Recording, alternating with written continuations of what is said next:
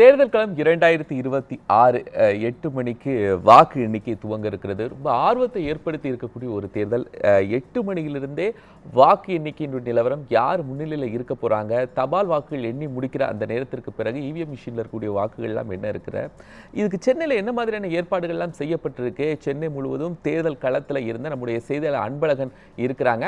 Anbazhagan sir, நீங்க தேர்தல் களத்தை முழுசா தமிழ்நாடு முழுவதும் அறிந்திருந்தாலும் கூட சென்னையில் எல்லா இடங்களுக்கும் இந்த தேர்தல் பிரச்சாரத்தின் போது பயணிச்சிருந்தீங்க. இன்னைக்கு வாக்கு எண்ணக்கூடிய அந்த முக்கியமான தருணத்துல நீங்க களத்தில் இருக்கிறீங்க.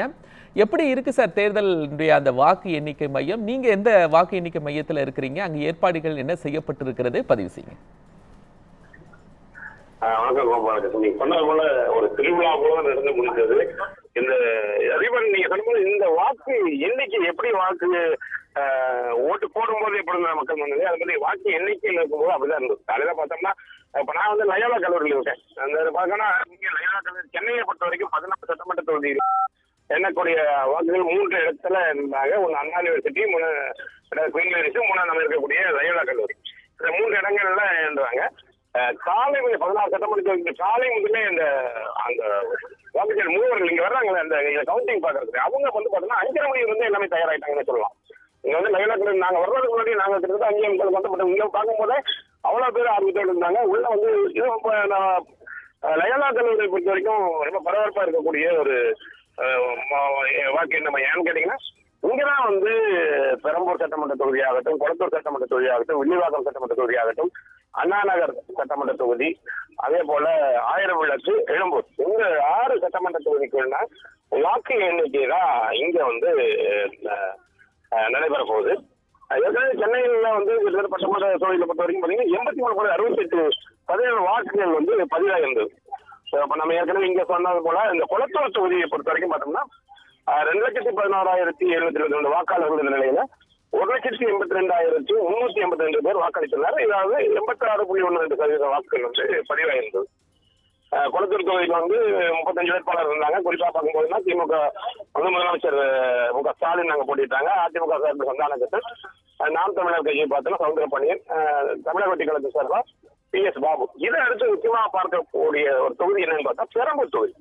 பெரம்பூர் தொகுதியை பொறுத்த வரைக்கும் பார்த்தோம்னா இங்கதான் வந்து தமிழக வெற்றி கழகத்தினுடைய தலைவர் விஜய் இருக்கார். இங்க வந்து பெரம்பூர் தொகுதியை பொறுத்த வரைக்கும் பார்த்தோம்னா 2,26,291 வாக்காளர்கள் இருந்த சூழல்ல 2,03,072 பேர் வாக்களிச்சிருக்காங்க.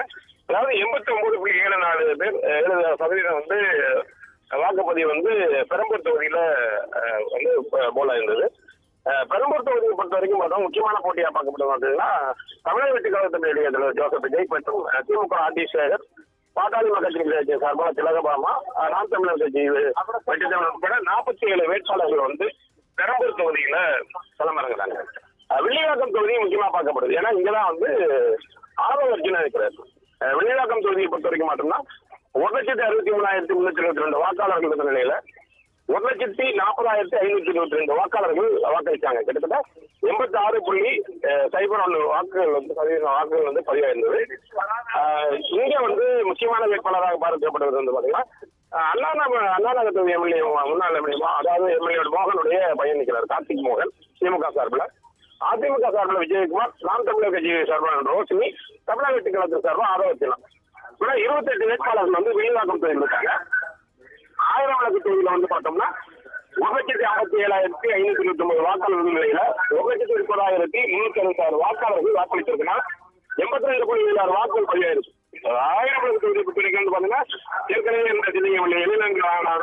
அதிமுக முன்னாள் அமைச்சர் வளர்மதி, நாம் தமிழர் கட்சிகளுடைய வேட்பாளர் களஞ்சியம், அதே போல தாவேக்காரனுடைய வேட்பாளர் பார்த்தீங்கன்னா ஏசிடி பிரபாகர், இவங்க வந்து 18 வேட்பாளர்கள் வந்து ஆயிரம் விளக்கு இருக்காங்க.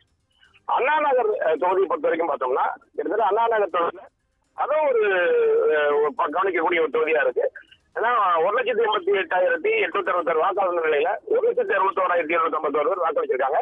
கிட்டத்தட்ட 85.65% வாக்கள் பதிவா இருக்கு. அண்ணா நகரை பொறுத்த வரைக்கும் அதிமுக முன்னாள் அமைச்சர் கோகுலேந்திரா, திமுக சார்பாக சித்தரசு, நாம் தமிழர் கட்சி சார்பாக சங்கர், தமிழக வெற்றி கழகத்தின் சார்பாக ராம்குமார், 24 வேட்பாளர்கள் வந்து அண்ணா நகர் தொகுதியில களமிறங்கிட்டாங்க.